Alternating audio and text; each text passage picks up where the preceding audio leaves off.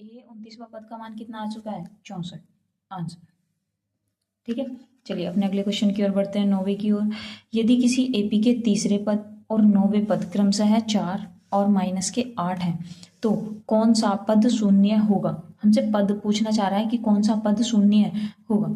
ठीक है, किसी एपी के 9वें पद तीसरे पद यानी कि A3 मुझे कितना दिया हुआ है 4, तो इसको क्या लिख सकती हूँ मैं A प्लस के 2D बराबर 4 समीकरण 1।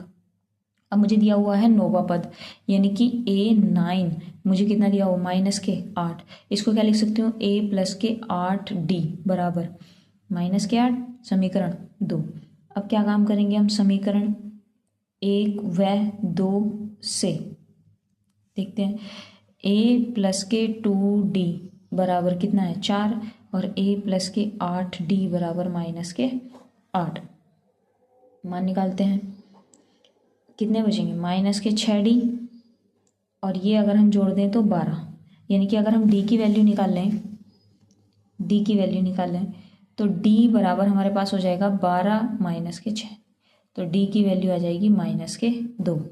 अब D का मान समीकरण 1 में रख के हम A की वैल्यू निकाल लेंगे, तो D का मान समीकरण 1 में रखते हैं, उतारो A प्लस के 2D बराबर 4, A ऐसा कैसे रहने दीजिए 2 गुणा -2 बराबर में 4 -4 बराबर में 4, तो A की वैल्यू 4 प्लस के 4 यानी कि 8 आ गई। A की वैल्यू भी कितनी आ गई 8। अब हमसे पूछा जा रहा है कौन सा पद शून्य होगा, तो सूत्र में रखते हैं अपने सारे फॉर्मूले। AN बराबर A प्लस N-1 इंटू में D।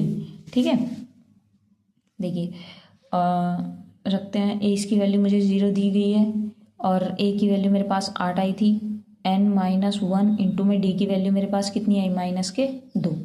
ये 8 इधर प्लस का है, इधर आके माइनस का हो जाएगा, N-1 इंटू में -2, 2 बटे में ले जाओ -8 बटे में -2, N-1 माइनस से माइनस काट दिया, 2 चौक 8, N-1 ये इधर ले आओ, 4 प्लस का 1 बराबर N, यानी कि 5वां पद जो होगा वो शून्य होगा।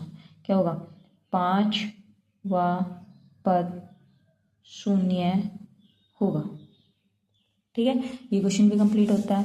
और ये हमारा 10वां क्वेश्चन, किसी एपी का 17वां पद 10वें पद से 7 अधिक है तो सर्व अंतर ज्ञात कीजिए। सर्व अंतर पूछना है हमसे, यानी कि D की वैल्यू हमसे पूछना चाह रहा है। ठीक है, और किसी एपी का 17वां यानी कि A17 पद जो है वो A10वें पद से 7 अधिक है। ठीक है, बराबर का निशान लगा दीजिए। A प्लस के 16D, इसको क्या लिख सकती हूँ मैं A प्लस के 9D और प्लस के 7, A और D दोनों वैल्यू लिए आएगी, इधर A से ही कट गया, 16D और -9D बराबर में इधर क्या बचा 7, और 16 में से 9 जाते हैं तो कितने बचते हैं 7D बराबर में 7, D बराबर 7 के बटे में 7, 7 से काट दिया तो यानी कि D की वैल्यू सार्व अंतर कितना होगा 1। ये आ जाता है हमारे पास D की वैल्यू। ठीक है।